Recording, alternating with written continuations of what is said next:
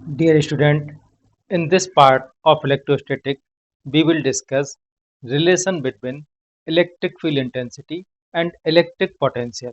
तो आइए देखते हैं.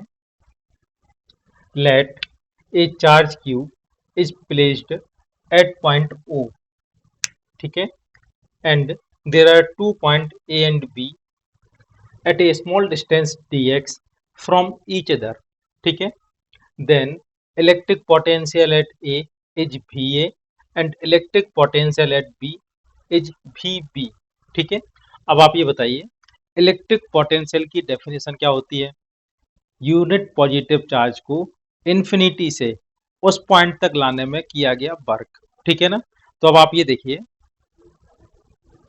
अगर टेस्ट चार्ज या यूनिट पॉजिटिव चार्ज को इन्फिनिटी से लाते हैं पॉइंट ए तक और पॉइंट बी तक, ठीक है, तो कहाँ तक लाने में जाना वर्क करना पड़ेगा. पॉइंट ए तक.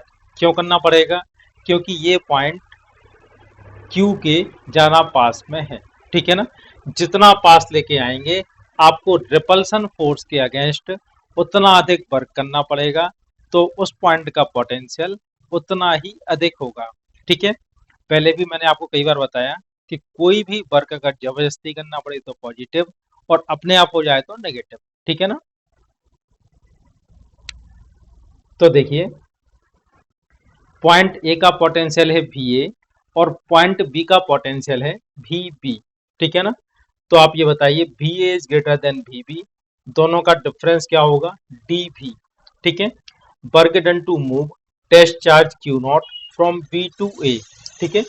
टेस्ट चार्ज को यदि बी से ए लेके जाते हैं और ये कैसी डिस्टेंस है, बहुत ही स्मॉल डिस्टेंस, बहुत छोटी सी डिस्टेंस है, तो आपको कितना वर्क करना पड़ेगा, D W equal to Q naught D V, ठीक है ना. वर्क का दूसरा फार्मूला भी हमें मालूम है,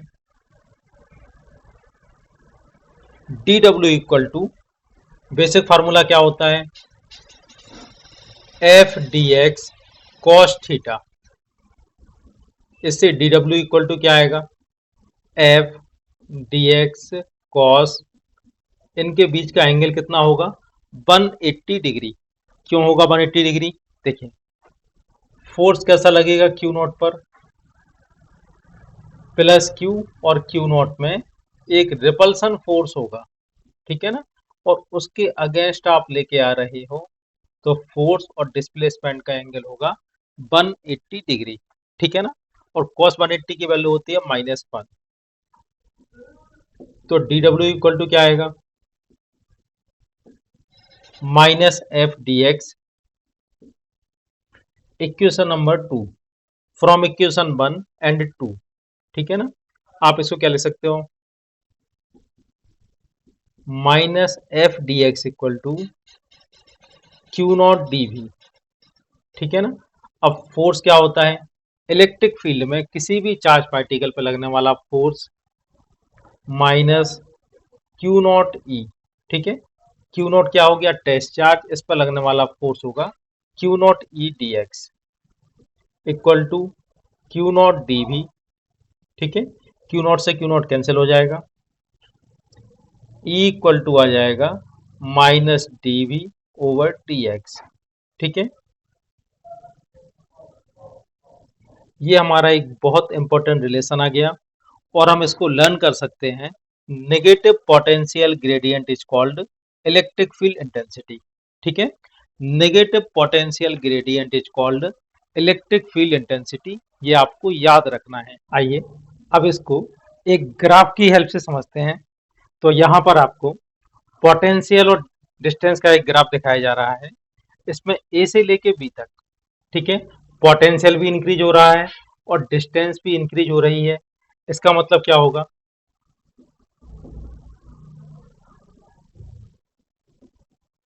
डिस्टेंस इंक्रीज हो रही है, पोटेंशियल भी इंक्रीज हो रहा है, तो पोटेंशियल की वैल्यू क्या होगी, पॉजिटिव, और डिस्टेंस भी क्या होगी, dx भी क्या होगा, पॉजिटिव, तो ई की वैल्यू क्या होगी, नेगेटिव. तो ए से लेके बी तक, ठीक है ना, ए से लेके बी तक इस ग्राफ में ई की वैल्यू क्या होगी, नेगेटिव, ठीक है ना. इसके बाद बी से लेके सी, ठीक है, बी से सी तक आपको दिखाया जा रहा है कि इसमें पोटेंशियल कांस्टेंट है विद रिस्पेक्ट टू डिस्टेंस, ठीक है ना। और पोटेंशियल अगर कांस्टेंट होगा तो पोटेंशियल में कोई चेंज नहीं होगा। तो बी से लेके सी तक इलेक्ट्रिक फील्ड की वैल्यू क्या होगी, जीरो। और सी से लेके डी तक क्या होगा, सी से लेके डी तक डिस्टेंस तो इंक्रीज हो रही है, लेकिन उसके साथ साथ पोटेंशियल कम हो रहा है, ठीक है ना।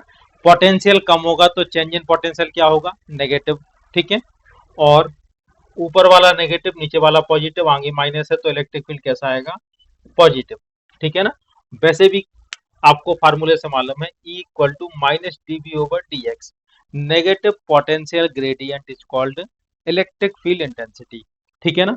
अब आप ये देखिए, यदि हमें इलेक्ट्रिक फील्ड मालूम हो, पोटेंशियल फाइंड करना हो, तो हम क्या करते हैं, ई डी एक्स, ठीक है ना, इक्वल टू आएगा डी वी, माइनस हम यहाँ पे लगा सकते हैं, और दोनों साइड का कर सकते हैं इंटीग्रेशन, ठीक है ना।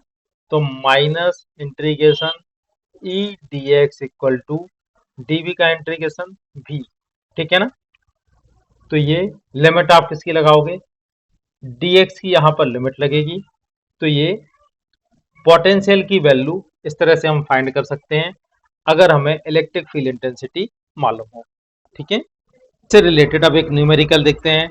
बिना न्यूमेरिकल सॉल्व करे आपको फिजिक्स समझ में आ ही नहीं सकती, ठीक है ना। पहले आप एक नॉर्मल या एवरेज अपनी थ्योरी पढ़ लें, और उसके बाद कोशिश करें कि आप ज़्यादा से ज़्यादा उससे रिलेटेड न्यूमेरिकल लगाएं, ठीक है। तो आइए इससे रिलेटेड एक न्यूमेरिकल देखते हैं। Electric potential eight A point is given by V equal to 8x square and we have to find electric field intensity at point 211, ठीक है ना।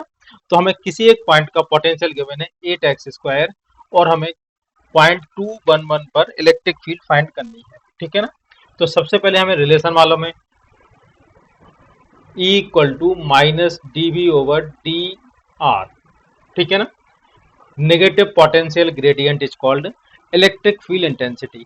अब यहाँ पर आर डिस्टेंस है, v की वैल्यू x गिवन हो तो आप यहाँ पे ले सकते हैं d over D X, y given हो तो d over D Y, z given हो तो d ओवर डी जेड, ठीक है ना।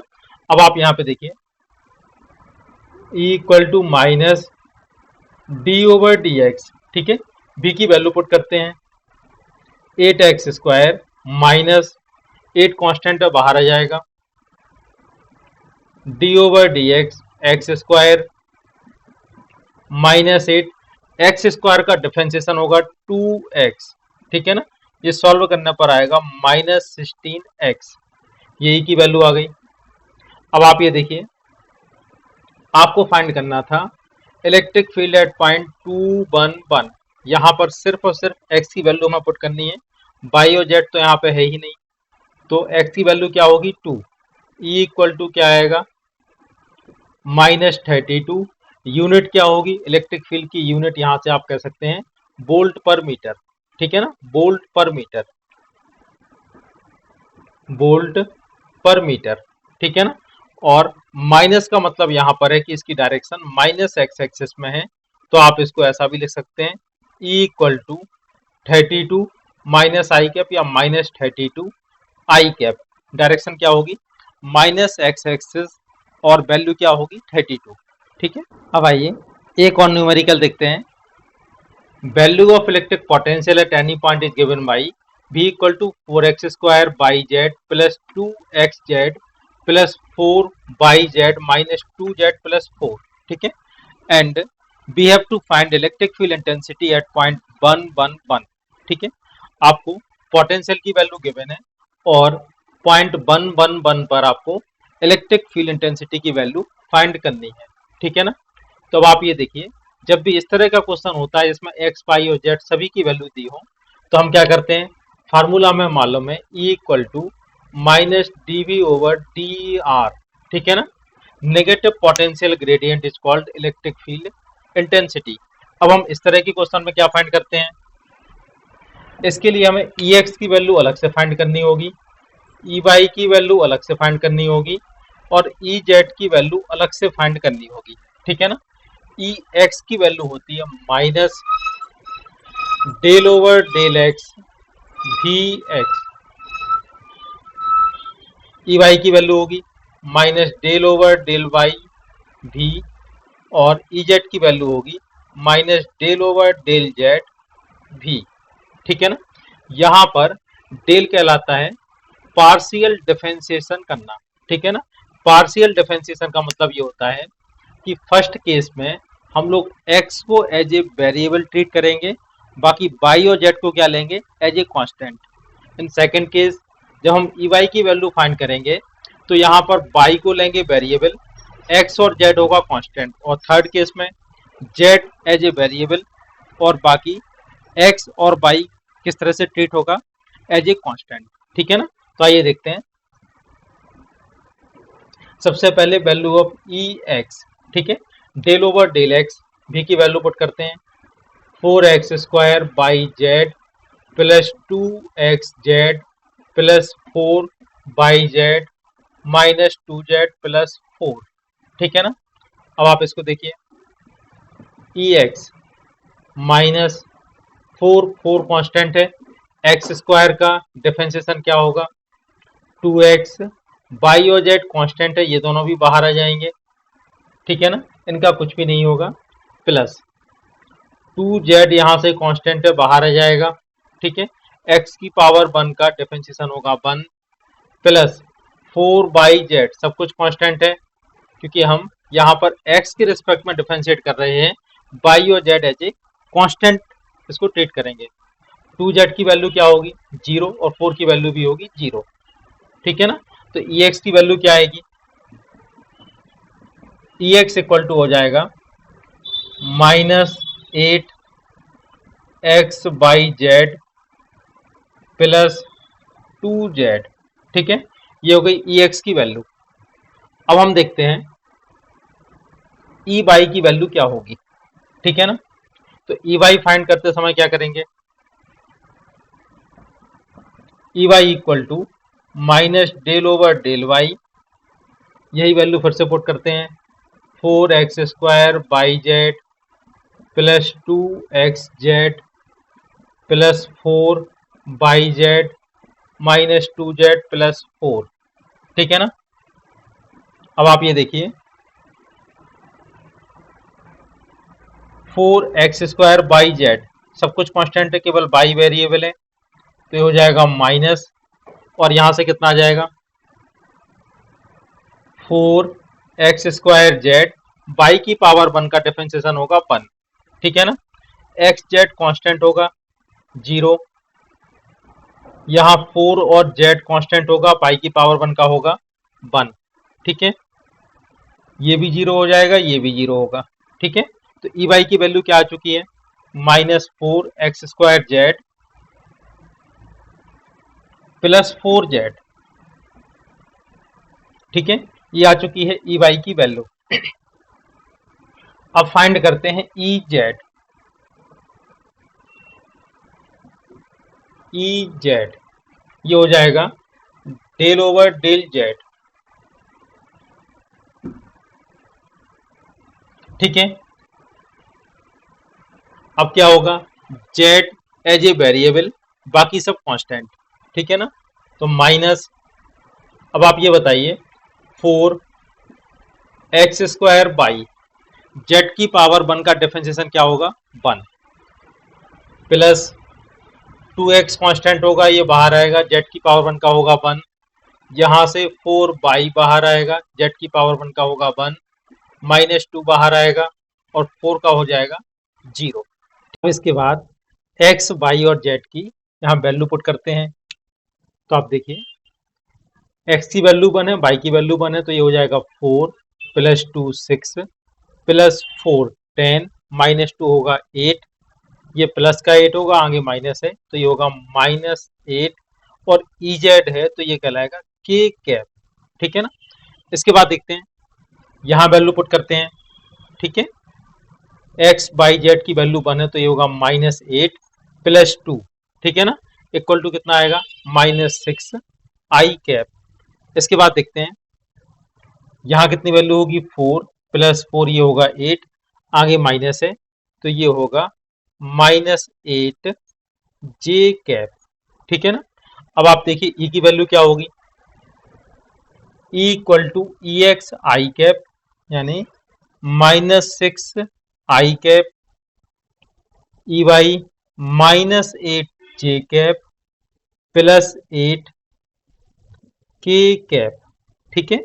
और इसका मैग्नीट्यूड क्या होगा, =√-6 का स्क्वायर प्लस -8 का स्क्वायर प्लस 8 का -8 का स्क्वायर,